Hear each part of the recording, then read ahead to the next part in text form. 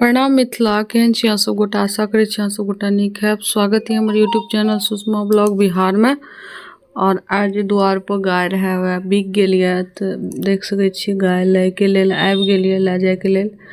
और गाय ले हमर छोटका नंदोस सिपाही टोला में जे है वह ननद छोटकी ननद वह ले गाय तो आयल रहिए।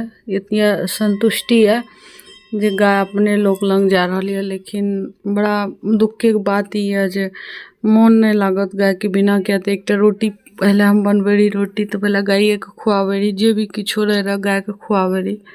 और एक नाम गाय के नाम गब्बू रहे, तो हम सब गब्बू गब्बू कहिए तो पूरा गाय हमरा सबके देखे लागे रहे। और कने कोई भी है ना कि अहाँ देखियो ना सब दिन तो अहाँ के मतलब लगाव भै जात, प्यार भै जात, तो वह।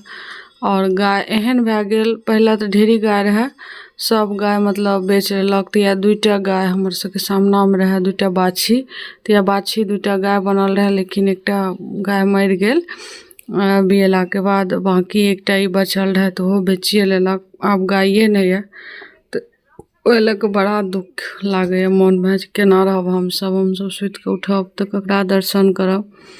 यह लऽ बहुत ज़्यादा दुख भै रहल है। गप से गाय सबटा गाय बिक गेल, लेकिन खुशी एतबेटा है जे हमर छोटकी ननदे लेलक है।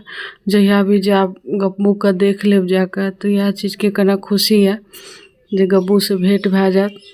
गाय के नाम छी गब्बू।